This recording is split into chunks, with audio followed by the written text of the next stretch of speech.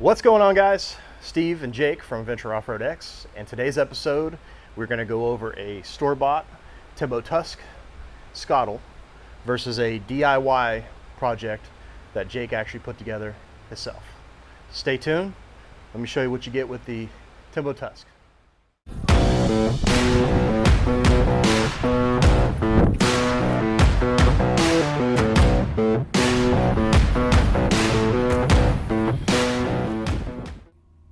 All right, guys, so everything you get in the bag is your Skottle here. You get a 10,000 BTU burner, a set of legs.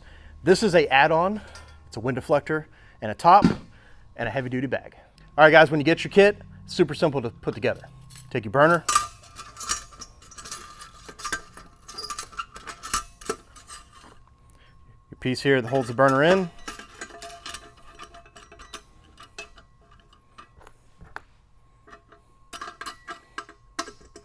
all you're gonna do is put your twist knobs in.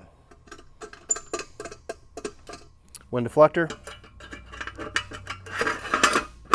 Slides in like that. All right, guys, so your legs at fully collapsed are 20 inches. At the first notch, they're 29 inches. And at the last notch, 36 inches. All you do, insert them, twist, and repeat.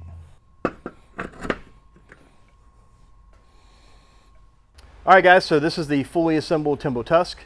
This is perfect height for cooking. I picked mine up over at Mountain West this year, and I've been loving it, man. I've been trying to hone in my skills on the Skottle. When I got back, you know, Jake and I talked about it, and you know, he was honestly, he was gung-ho about buying a Timbo Tusk, but he wanted to try it himself.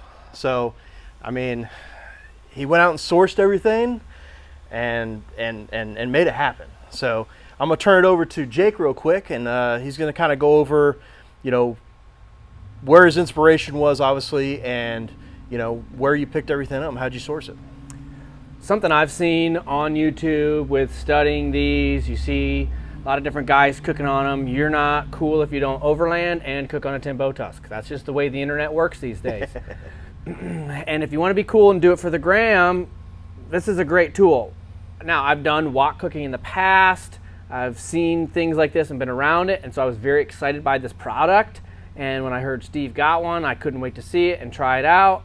However, having done some wok cooking and done big disc stuff in the past, I said, well, I could probably find that. I'm pretty handy. I weld my own fence. I build stuff. You see guys, oh, for $65, I made my own Skottle that's better. And I said, okay, well, I watched a bunch of those videos on YouTube, and I saw what they were getting, and was it really better? In my opinion, it wasn't. But I thought, well, maybe I can build something that is comparable or better, more versatile, and I set out to build this. So what we have here is a disc for a plow, high carbon steel. It is made without a hole in it. So a lot of guys that buy a plow disc and make a cooker like this, they have to weld in the hole and then do a lot of grinder work. I didn't have to do that. What I did weld is I welded these pegs on the bottom. I made a base here that slides into. I sourced out the Coleman $50 burner on Amazon. I made this little frame for it to sit down and in. This slides right in there. I got my hose, hook it up right to the propane tank. These legs are removable. Got these little thumb screws that screw in and help. This is 3/4 inch sucker rod. It's for oil rigging, and I use it to build my cowboy fence. In my other life, not jeeping, I'm a cowboy. I ride horses, I work cattle on my ranch, and this is from the fence that I built. With that piece, I was able to kind of have a lot of this stuff at home. I bought this, shipped to me. It was like $75 for the disc, and there is 6 to 10 hours worth of labor of running the welder, running the saw, cutting, running the grinder to make everything fit to get this to be able to lift off like that and slide in. I custom ground. These are the same sucker rod, ground down, rounded out, cut off, re-welded, cut off, re-welded until I got the angles all just right. Same with these legs.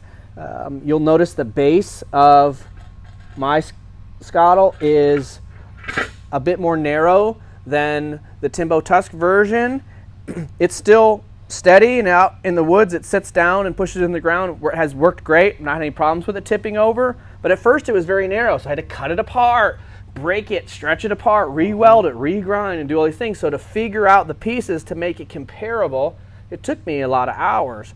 Now, the one thing about this that I was trying to make it better or different than the Timbo Tusk version is because I can take this off, I could put a cast iron skillet on here. I could make a griddle that sits on here. I could put a kettle and boil water for making coffee on here. Versus when you have the Timbo Tusk Skottle, you also have to have a jet boil or some other cooker to boil water and make other things. You can compare the difference in this, the iCamper design, their disco that they have. Their Skottle top comes off. Yep. There's another brand that we saw on Amazon, similar idea. I hadn't seen, but it's almost the same as what I built. I saw that after I finished this, and that's one of those selling points. But if I was being honest and I was going to do it again, if I paid myself my hourly rate to go train a horse, and the hours I got into welding and doing, as much as a success as the project has been, I would go buy that, save money from the money I made working versus paying myself to do this, buy a jet boil to boil water for making coffee, and 95% of everything else you want to cook, you can do on that. So as much as a success as my project was, and I'm really happy with it, I tell you what, the quality of product, the collapsible legs, the lid that you can get, the bag that it comes with, all those things, I still have to source and buy after the fact. When you add up the money of buying the disc, getting the materials, and then my time to build it all, you just save money if I'd have just bought that. Yeah. And then that's the whole purpose of this video. So, you know, I was super excited to see, you know, Jake create this because honestly, it's really cool to take something, you know, and to build it yourself. I mean, that's the pride in what we do, right? But all said and done with, if you don't know how to weld, you're out of the game. You have to pay somebody to weld it, right? If, you know, there's just a ballpark of things. The other thing is these legs don't collapse. So now you have the legs. Now, I'm not saying that they take a lot of space up, but these collapse up, they're sturdy, and it's proven, right? Yep. But overall, I like it. I think it's really cool, and I think it was something as a cool project. It was really cool to see it come to life. But I too, after seeing all this, I would have still bought this. Yep. You know, this is a proven deal. It's been holding up very, very well, and it's super easy to take out of the bag, put it all together, and you're cooking in minutes. You're ready to go. So, the other thing the other comparison to these things is the burners. So, this is a Coleman burner. It's a burner. I mean, we can just say that. It's a burner. It works. It works. There's less adjustment. There's not an igniter on this one. You can get one that has an igniter, but I'm up under there with the lighter and the thing, trying to get that thing lit. There's not as fine-tuned. This is very fine-tuned. And that's what I've noticed. And I've very noticed nice. It's nice. It's 10,000 BTUs, but the adjustment on this is really good. And then if you've ever cooked on a Skottle before, then you know that it's really less heat more than anything. I mean, it's this last camping trip that Jake and I just did with our boys. It was really cool because I tried something different. So eggs, if you ever cooked on a Skottle, then you know. Eggs are really hard to cook just because of the heat. So what I was doing is I was actually turning it off, putting the eggs on, getting them going, turn it on, turn it off, and it worked out really good. Everything no came stick. out.